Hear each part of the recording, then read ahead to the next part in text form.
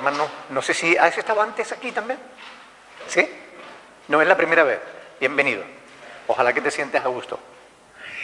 Bueno, estamos estudiando la segunda carta del apóstol Pablo a los Corintios, en 2 de Corintios, capítulo 12, y terminamos el versículo 14 diciendo que necesitamos conocer bien las Escrituras para que nadie nos engañe, ¿verdad?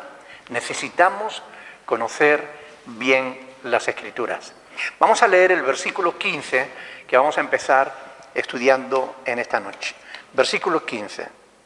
Y yo, con el mayor placer, dice Pablo, 2 de Corintios 12, 15, y yo con el mayor placer gastaré lo mío, y aún yo mismo me gastaré del todo por amor de vuestras almas, aunque amándoos más, sea amado menos.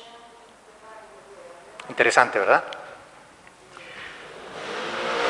La declaración que Pablo hace en este pasaje deja clara la postura del apóstol respecto a sus motivaciones.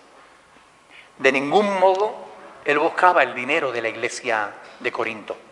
Él no estaba buscando sacar dinero. Cuando predicaba, cuando enseñaba, esto es lo que muchos hacen hoy en día, ¿no? Que acceden al ministerio, se ponen a predicar o se ponen a enseñar, pero siempre con la intención de poder sacar dinero, ¿no? Pero ¿era esta la motivación del apóstol Pablo? ¿Qué piensan? No, no lo era. El apóstol estaba siendo vilmente calumniado, pero él responde con claridad a la acusación, diciendo que con el mayor placer gastaré lo mío. No está hablando de gastar lo de la iglesia. Gastaré lo mío y yo mismo me gastaré, ¿no? ¿Qué es lo que demuestra Pablo con esta respuesta?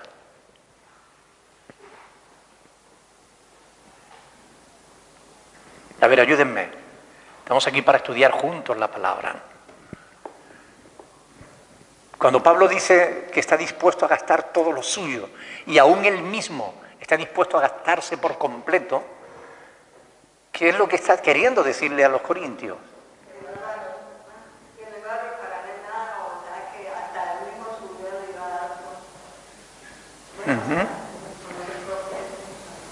Bueno, realmente la disposición que él tenía era a darlo todo por los hermanos. Él no estaba para sacarle a los hermanos, sino para ayudar a los hermanos. Él estaba para dar, más que para recibir. Aun cuando al darse por completo, él aclara, ¿no? Aun cuando al darse por completo pudiera ser menospreciado, ¿no? Por aquellos a los que él estaba ayudando, ¿no? Y esto es lo que realmente estaba pasando en Corinto. Él había ido a Corinto en varias ocasiones, él había fundado esa iglesia, él había enviado a varios hermanos, él había atendido más a Corinto que a ninguna otra congregación de todas las que él había fundado. Le había prestado más atención, le había dado más cariño, más apoyo. Y era la única congregación de la que él no quiso recibir absolutamente nada, ni un céntimo, porque sabía que podía pasar esto. Y el Señor en sabiduría le dio ese discernimiento para saber que no debía recibir de Corinto nada, ¿no? Sino él estaba demostrando que él estaba sirviendo a Dios y sirviendo a sus hermanos por puro amor. Él no estaba por ganancias deshonestas, ¿no? Hay mucha gente dispuesta a darse por causas, por causas nobles, ¿no?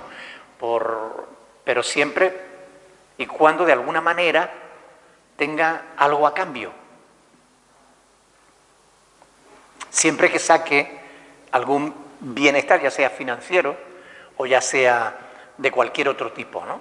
Pero muy pocas personas están dispuestas a darse a cambio de nada. Y Pablo lo estaba. ¿Por qué habla Pablo aquí de dinero? ¿Por qué creen ustedes que Pablo está aquí hablando justamente de dinero? Yo con el mayor placer gastaré lo mío, está hablando de dinero. ¿Por qué?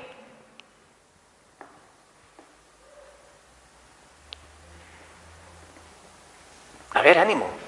Pavílense, están dormidos hoy. La sociedad siempre ha sido economista. Pero la iglesia es una comunidad o una sociedad especial, o debiera serlo, ¿no creen? Debería. Cuando se intenta llegar a personas que no están abiertas, tienes que ponerte una mentalidad de que no ven nada más que ponerse en su forma de pensar. Ajá. No estaban poniéndose en su forma de pensar. Los demás pensaban en el dinero y eso lo aplanó. A la luz de este pasaje, la afirmación de Pablo de que él habla de dinero porque realmente detrás de todo esto, detrás de todo este asunto, había un asunto de dinero. Una acusación contra Pablo por causa de dinero, como vamos a ver más adelante, ¿no? Pero a la luz de este pasaje, la afirmación de que él no buscaba el dinero de los corintios, sino que les buscaba a ellos mismos, lo que deja entrever es, o más bien lo hace evidente, ¿no? Es que, como digo, el dinero estaba detrás de todo esto. Aquellos falsos apóstoles que acusaban a Pablo buscaban el dinero de los corintios. Pablo no, pero aquellos que acusaban a Pablo sí. Ellos estaban detrás del dinero de los corintios.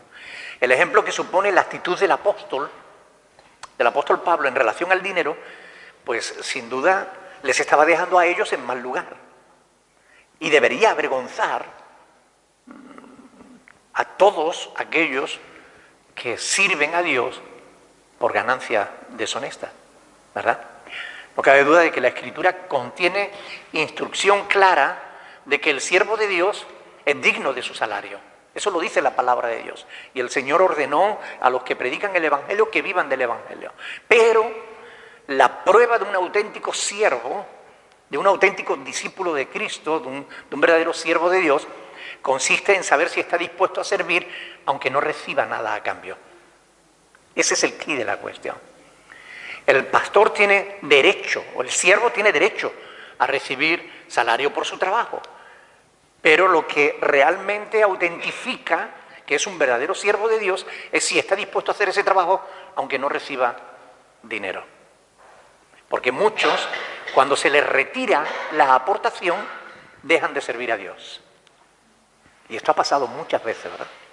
Entonces, cuando se le... o también, algunos cuando se les... cuando están dándose cuenta de que en su denominación están enseñando algo que no es correcto y ellos le ponen la guinda al pastel, es decir, ellos dicen esto no es correcto, de momento lo amenazan. Tú te sometes o te quitamos el salario, o dejas de servir a Dios. Es decir, lo chantajean con el dinero. Y algunos, por seguir cobrando, guardan silencio y siguen enseñando lo que ellos ya saben que no es correcto. Pero lo siguen enseñando para que no le quiten el sustento. Yo recuerdo que allá por el año 85, nosotros estábamos en Ubrique y estaba allí como pastor y en un programa de radio nos conocimos, conocí al cura del pueblo, conocí a los testigos de Jehová, que éramos las tres, digamos, denominaciones que había religiosas en la población, ¿no? Después de ese programa de radio hicimos otros y recuerdo que el cura me invitó a dar clase a los niños en el instituto, a los chavales de 15, 16 años. Y claro, ustedes se pueden imaginar, yo llego allí con el cura y los niños empiezan a hacer preguntas. ¿Es verdad que la Biblia dice...? Y yo le decía, sí, es verdad, la Biblia dice eso en tal sitio y dice también esto y esto y esto, ¿no? Entonces, ¿por qué la Iglesia Católica nos ha enseñado esto otro? Ah, yo no soy católico, pregúntenle a él. Claro, Miguel el cura decía, sí, sí, es verdad, la Biblia dice eso. Pero entonces, ¿por qué están enseñando lo otro? Porque en la iglesia hay 4 viejas que quieren mantener la idolatría y quieren enseñar no sé qué y tal. Y bueno, ¿qué vamos a hacer? Fueron muchísimas las preguntas que me hicieron y muchísimas las cosas que allí los chavales descubrieron, que una cosa es lo que dice la Iglesia Católica y otra cosa es lo que dice la Palabra de Dios. En todas esas cosas, el cura se mostró de acuerdo a lo que dice la Biblia. Entonces, cuando terminó el programa, o cuando terminó la clase y salíamos por el pueblo a pasear, él iba para su casa y yo para la mía, yo le pregunté, vamos a ver, si tú no crees en la institución papal, si no crees en la idolatría, si no crees en el celibato, si no crees en todas las cosas que ahí en la clase se han dicho, ¿quieres hacer el favor de decirme por qué sigue siendo cura? Y la respuesta de él fue muy sencilla. Él me dijo, con 47 años, ¿dónde voy yo ahora? Y yo le dije, pues a Cristo, a los pies de Jesús, a confiar en Él, porque Dios es nuestro proveedor. Y si tú creyeras a Dios, no tendrías problema. No, tú no te puedes imaginar la que se liaría. Bueno, hay que estar dispuesto a pagar el precio. No. Y él siguió. Yo no sé si seguirá todavía, si alguna vez me ve por internet, pues Miguel, sería una lástima que todavía siguieras como cura, sabiendo que tú no crees en la Iglesia Católica. Pero es así, es decir, algunas personas por dinero, por mantener una posición social, por no perder ciertos privilegios, son capaces de enseñar lo que no es verdad, mantener a la gente en ignorancia, mantener a la gente en oscuridad, en tinieblas. Porque una de las cosas que le decían los chicos es, bueno, ¿y por qué tú no nos has enseñado estas cosas? Ah, no, porque la iglesia no lo permite. Pero ustedes pueden comprarse una Biblia y lo ven. Claro, como los católicos generalmente no leen la Biblia, ni siquiera los sacerdotes. Esto es una realidad. Hay mucha gente que por dinero se calla la boca. Hay mucha gente que por dinero sigue enseñando cosas que no son. Hay mucha gente que que busca un local como este, pone un cartel de iglesia, y ya él es pastor, porque lo que está buscando no es servir a Dios, sino dinero. En cierta ocasión me dijo a mí un argentino, aquí mismo, en Puerto del Rosario, me dijo un argentino, yo me voy a buscar un grupo de 10 personas que diezmen, porque con el diezmo de esos 10 vivo yo tranquilamente sin dar ni golpe. Yo le dije, si tú haces eso, la justicia de Dios va a caer sobre ti. Y la justicia de Dios cayó sobre él, porque llegó a hacerlo. Consiguió a un pastor de Lanzarote, que ahora está en el judaísmo, o sea, enfatizando todo el legalismo, y consiguió que él lo respaldara como pastor a una persona que ni siquiera conocía la Escritura. Pero vino un pastor y le dio una tarjeta. Pastor Eduardo Antonio Liarte. Yo no tengo miedo de decir estas cosas con nombres y apellidos, porque es la verdad. Y quienes saben que es verdad. Por eso yo no tengo que guardar silencio ante estas cosas. La verdad es que este hombre puso una iglesia en su casa. Al poco tiempo su matrimonio se destrozó. La mujer le engañó. La mujer sigue aquí en Puerto del Rosario. Quedó embarazada y no sabía si era del marido o era del otro. Al final, este señor se fue para Argentina y ella se quedó aquí. Estas cosas pasan porque la justicia de Dios cae. Si tú escupes contra el cielo, la saliva te cae a ti. Es una realidad que hay personas interesadas que acceden a las cosas de Dios por interés. Pero todo el que se enfrenta a Dios, tarde o temprano, va a salir escaldado. Así decimos en mi tierra. Va a salir escaldado. Es decir, va a recibir su merecido. Pablo no era de estos, ¿o sí? Pablo no era de estos. Aquellos falsos apóstoles que hablaban mal de Pablo sí lo era. Pero Pablo era un hombre íntegro, que estaba sirviendo a Dios y a sus hermanos por amor a ellos, por amor a Dios y por amor a ellos. Aunque amándolos más, como él dice, él fuera amado menos, sin recibir nada a cambio. Es más, a veces, y a nosotros nos tocó durante mucho tiempo, nosotros llevamos muchísimos años ya sirviendo al Señor. Desde que yo me convertí, estoy sirviendo al Señor, porque yo me convertí, a los 2 meses me pusieron como responsable de jóvenes.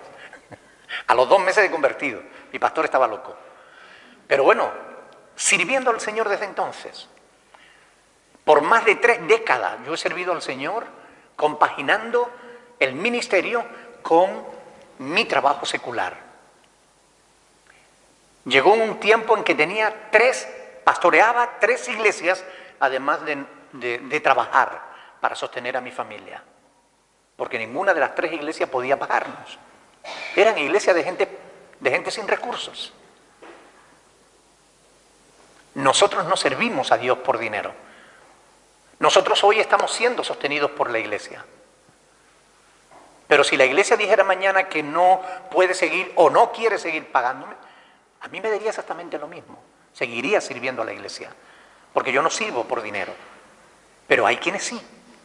Y la iglesia debe ser consciente de esto.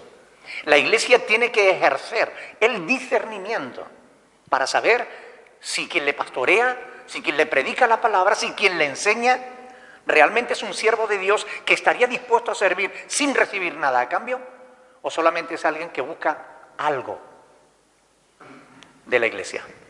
La iglesia tiene que ejercer ese discernimiento. ¿Ustedes creen que abundan la gente que sirven a Dios sin esperar nada a cambio? Desgraciadamente abundan más los otros, ¿verdad? Sobre todo a la luz de los correos que recibo, muchas veces quejándose, ¿no?, de la avaricia de los pastores, ¿no? Abundan más los que pretenden hacer de la piedad ganancia que aquellos que están dispuestos a darlo todo y aun a darse ellos mismos por amor a Dios y a la iglesia, ¿no? Ahora, todos esos debieran avergonzarse ante pasajes como este, ¿no?, en los que Pablo demuestra una motivación absolutamente sana y transparente. Yo con el mayor placer gastaré de lo mío, y aún yo mismo me gastaré del todo por amor a vuestras almas, aunque amándoos más, sea amado menos. Esto es la actitud correcta de un verdadero siervo de Dios. Ahora, ¿ustedes creen que estos falsos pastores que están sacando tantísimo dinero de las iglesias, cuando leen esto, se sienten avergonzados? Debieran, pero generalmente yo creo que la mayoría de ellos no tienen ni vergüenza. Yo creo que algunos no saben lo que es la vergüenza.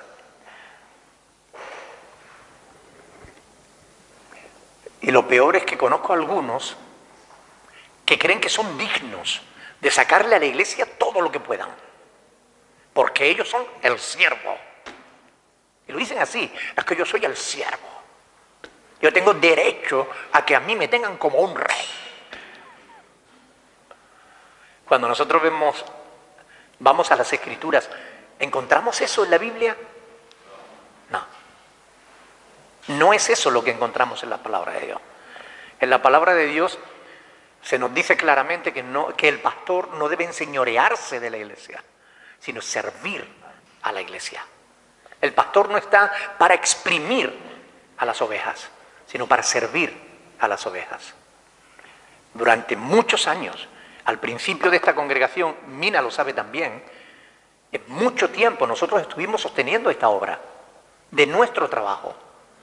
Y había veces que no teníamos ni para pagar los locales y lo poníamos nosotros. No pasa nada, porque la motivación del corazón, es decir, cuando tú de verdad amas a Dios y amas la iglesia, A ti no te cuesta gastarte, tú mismo, tu tiempo, tu esfuerzo, no te importa. Y no digo esto para vanagloriarme, que conste. Lo digo para dejar clara que hay personas que sirven a Dios de verdad y hay personas que tratan de servirse de Dios. Y la Iglesia debiera tener la capacidad de discernir entre unos y otros. Si la Iglesia supiera discernir esto, muchos pastores no estarían pegándose la vida que se están pegando.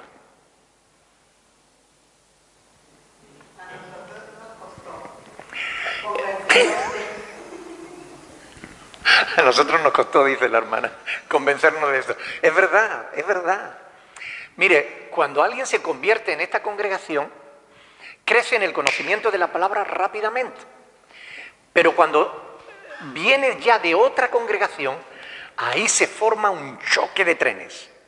Porque claro, todo lo que a ti te habían enseñado, ahora se te cuestiona con la Escritura. Y eso no es fácil. Es complicado. Y bueno, la hermana lo dice porque a ella le costó. Y a muchos le han costado, ¿verdad? Pero lo importante es que estemos seguros de que estamos siguiendo la verdad de la palabra de Dios y no la verdad de los hombres. Sea quien sea. Cada cosa que yo enseñe, ustedes tienen el deber, la obligación de confirmar por las Escrituras que lo que les estoy diciendo es verdad. Ese es su deber. El mío es enseñarle, pero el vuestro es confirmar por la Biblia que lo que les estoy diciendo tiene fundamento bíblico. Porque ustedes tienen la Biblia y ustedes tienen también la presencia del Espíritu Santo en vuestras vidas. Y el Espíritu Santo nos ha sido dado para guiarnos a toda la verdad. Y dice Pablo en Romanos 8:14, estos son los hijos de Dios, los que son guiados por el Espíritu de Dios. Por tanto, hay muchos que no tienen el menor escrúpulo. Consideran que lo que ellos hacen es tan importante que la Iglesia está obligada a darle todo lo que ellos exijan. ¿Ustedes creen que Dios lo verá del mismo modo? ¿Ustedes creen que Dios estará de acuerdo con esos pastores de que como ellos son el siervo, tienen derecho a que la Iglesia les trate como a marajás? No, estoy convencido de que no.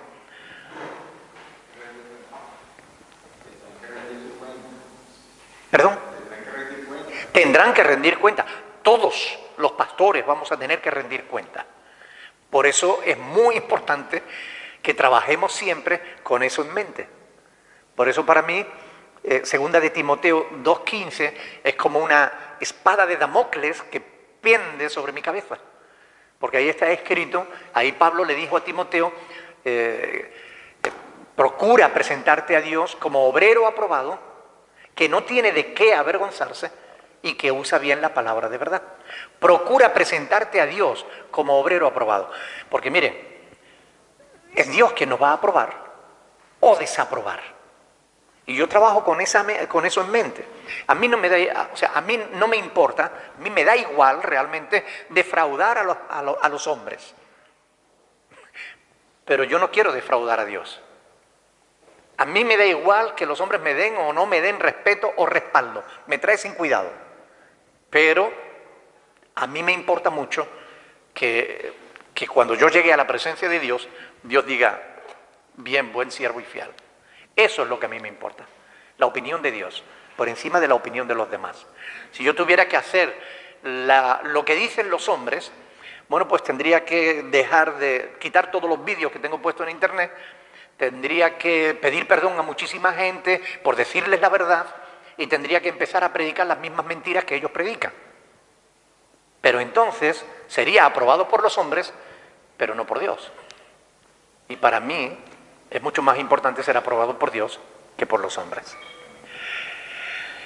¿Cuál creen que es la motivación que lleva a que los pastores realmente actúen por interés? ¿Solamente el dinero?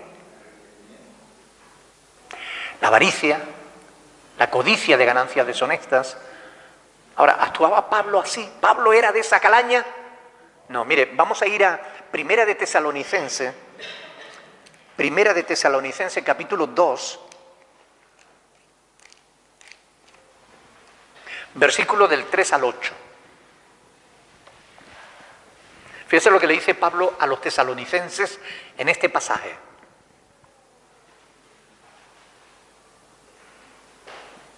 Porque nuestra exhortación no procedió de error ni de impureza, ni fue por engaño.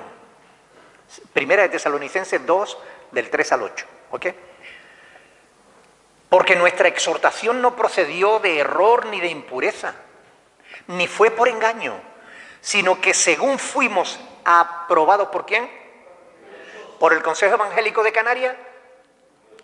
¿Por la Ferede? A mí no me importa el Consejo Evangélico de Canarias, ni me importa la Ferede. Aprobado por Dios, para que se nos confiase el Evangelio. Así hablamos. No como para agradar a los hombres, sino a Dios, que prueba los corazones. Porque nunca usamos de palabras lisonjeras, como sabéis, ni, escuchen bien, subrayen eso, ni encubrimos avaricia. Dios es testigo. Cuando alguien dice esto, está jugándose el cuello. Porque si fuera mentira lo que está diciendo, Dios le cortará la cabeza. Dios es testigo.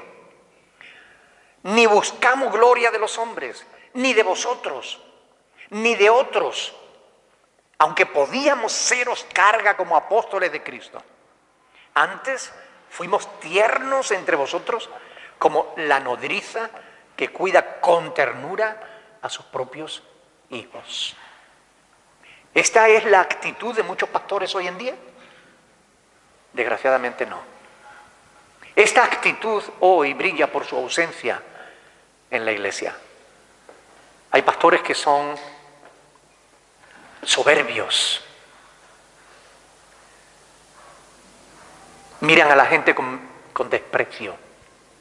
Tratan a la gente como si fueran inferiores. Cuando Jesús ordenó que quien quiera ser el mayor, hágase como el menor. Pablo tenía derecho de haber exigido salario como siervo de Dios. Le correspondía, pero no lo hizo. No con la iglesia de Corinto. Recibió salario de otras congregaciones, pero de Corinto no. Tuvo otra motivación para su ministerio allí.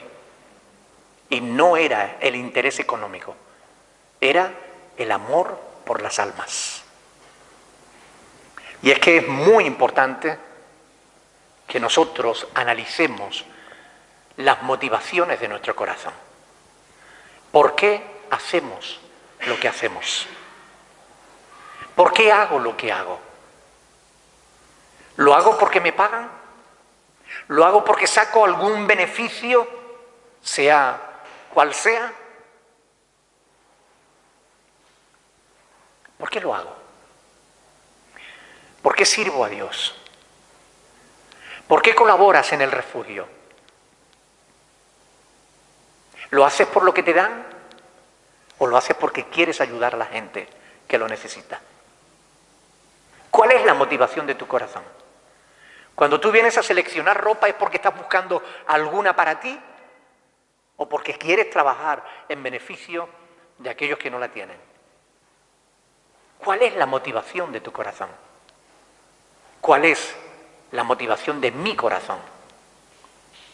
Esto es algo que tenemos que analizar delante de Dios con sinceridad, con integridad. Y escuchen bien, si se dan cuenta de que en alguna área de la vida ustedes están actuando mal, no es cuestión de deprimirse, no es cuestión de culpabilizarse, es cuestión de pedir perdón y cambiar, es cuestión de rectificar.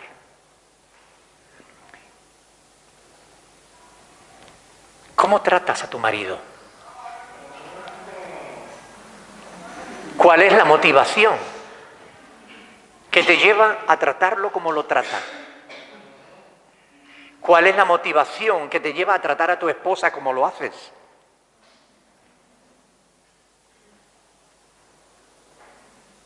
Cada una de las cosas que hacemos tiene una motivación detrás. Puede ser buena o puede ser mala, pero nosotros tenemos que analizar. Cuando tú haces regalos, ¿los haces porque realmente quieres bendecir a la gente o para que vean lo buena que tú eres? ¿Cuál es la motivación de tu corazón? ¿Ok? Pablo era un hombre íntegro, era un hombre cuyas motivaciones eran sanas, eran auténticas. Él no estaba sirviendo a Dios por interés, estaba sirviendo a Dios por amor. Por amor a Dios y por amor a aquellos corintios, aunque no se lo merecieran.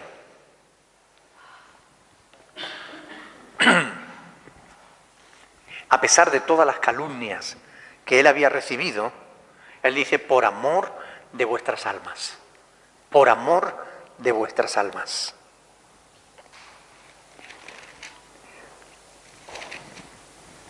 Esa era la motivación de Pablo, a pesar de las calumnias que habían lanzado contra él.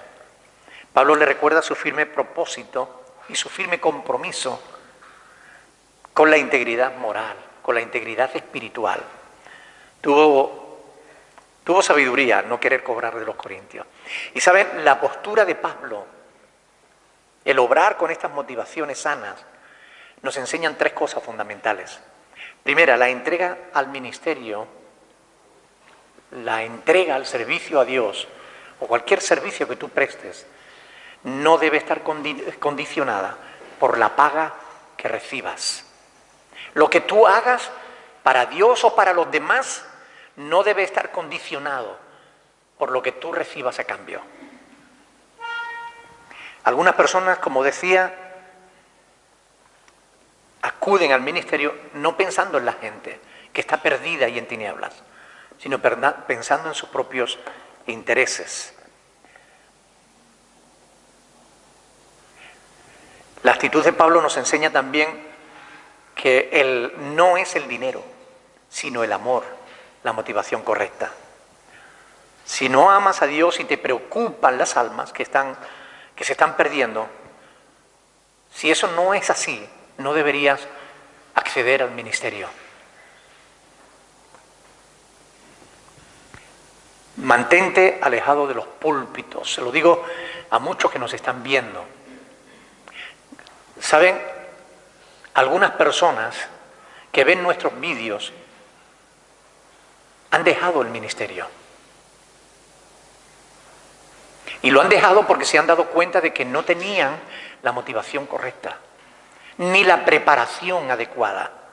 Y ahora están tratando de cambiar y transformar la motivación de su corazón y de prepararse. Y están estudiando con nosotros en el seminario, preparándose para que su servicio a Dios sea realmente el que debe ser.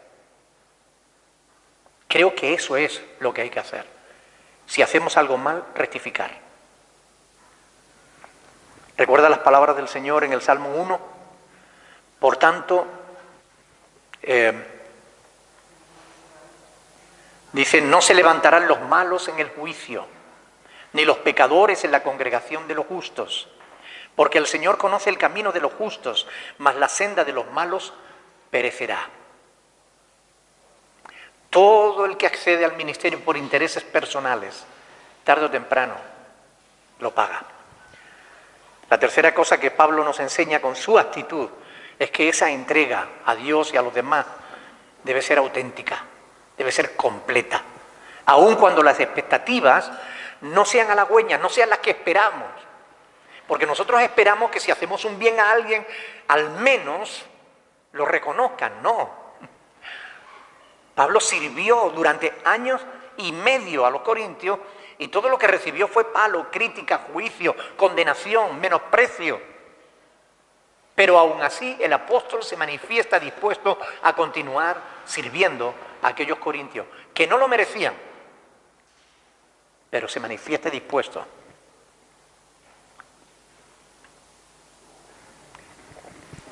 No es que no tengamos derecho a recibir salario, pero Pablo dice, no hemos usado de ese derecho, sino que lo soportamos todo por no poner ningún obstáculo al Evangelio de Cristo. Se nos ha ido el tiempo, pero...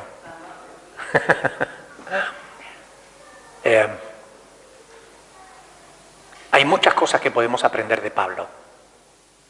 Hay muchas cosas que podemos aprender leyendo la palabra y deteniéndonos, haciéndole preguntas al texto, conociendo, investigando el contexto histórico, el contexto gramatical de estos pasajes. Hay muchas cosas que aprender de la Escritura. Y tú puedes aprovechar el tiempo y estudiar, o puedes perder el tiempo y no estudiar. Pero llegará un día en cuando no puedas estudiar. Y entonces te hará falta el conocimiento y no lo tendrás. Hay algunos que me dicen, no, yo teniendo el Espíritu Santo, el Espíritu me enseña. El Espíritu Santo no va a hacer nada que tú puedas hacer por ti mismo. El Espíritu Santo te ayuda en aquello en que tú ya no puedes. Cuando tú llegas a tu límite, ahí actúa. En tu debilidad actúa el poder de Dios. El poder de Dios se perfecciona en tu debilidad, pero no en tu fortaleza. Tú puedes estudiar, tú puedes dedicar tiempo a la oración, tú puedes dedicar tiempo al conocimiento de la verdad, pero si no lo haces, cuando lo necesites no lo tendrás. Por eso, muchos creyentes cometen errores a la hora de tomar decisiones. Por eso muchos creyentes hacen cosas que no deben hacer. Se equivocan, meten la pata, porque no conocen suficientemente la palabra. A veces, cuando hablo con algunos en consejería y les digo, pero ¿no te acuerdas que la palabra de Dios dice, ay, sí, es verdad? Ay, sí. Tenemos que interiorizar la Escritura, conocerla e interiorizarla, tenerla en nuestro corazón profundamente arraigada, para que a cada paso que demos podamos hacer uso de ella. Amén. Hay que seguir estudiando, mis hermanos. Vamos a dejarlo aquí hasta la próxima semana, si Dios quiere, pero les invito, por favor, estudien lo que queda. Ya queda apenas un capítulo y algo de esta epístola. Un capítulo y algo. Después seguiremos estudiando Gálatas. Aunque yo estoy predicando ahora sobre Gálatas, pero una cosa es un sermón y otra cosa es profundizar en la Escritura. En un sermón se puede compartir 1, 2 enseñanzas, 3 a lo sumo, pero en un estudio hay que profundizar más. Hay que hacerle preguntas al texto. Y ahí es cuando exprimimos la Escritura y le sacamos el jugo que alimenta nuestra fe, que fortalece nuestro espíritu, que hace que seamos fuertes para resistir las acechanzas del enemigo. ¿Amén? ¿Alguna pregunta? No hay pregunta. Pues vamos a orar al Señor y vamos a darle gracias por dejarnos esta palabra hermosa que podemos meditar semana tras semana.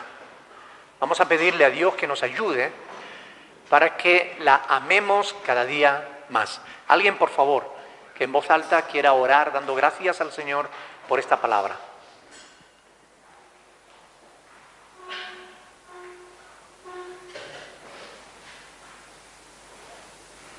Aleluya. Señor, te agradecemos por este tiempo, Señor, que hemos podido, Señor, estudiar tu palabra, Señor.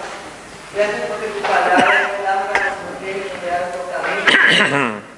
Padre, te rogamos que nos ayudes, Señor, a meditar sobre esta enseñanza, a poner, Señor, tu palabra por obra, Dios, a seguir el ejemplo, Señor, de Pablo, que estuvo dispuesto, Señor, a servirte, Señor, así fuera recibiendo o no recibiendo dinero, Señor. Pero todo lo hacías, Señor, por amor a las almas, por amor a ti, Señor. Te rogamos que tú nos ayudes a poner en nosotros ese mismo sentir, Señor, que hubo en aquellos hombres y mujeres que te sirvieron desinteresadamente, Dios. Dale gracias porque nos permite, Señor, esta libertad para estudiarla, Señor, para atesorarla en nuestros corazones, oh Dios. Sí, Señor. Padre, te damos gracias también por el siervo que tú has puesto, los siervos que tú has puesto en este lugar, Señor, para que nos guíenos, que nos pastorees, Señor. A ti la gloria, Señor. Lo haces, Señor. Guiados por ti, Señor, y también desinteresadamente, Señor. Padre, ahora que vamos a nuestros hogares, te rogamos que tú nos lleves con tu paz, con tu bendición, en el nombre de Jesús. Amén. Amén. Dios les bendiga, mis hermanos. Ánimo.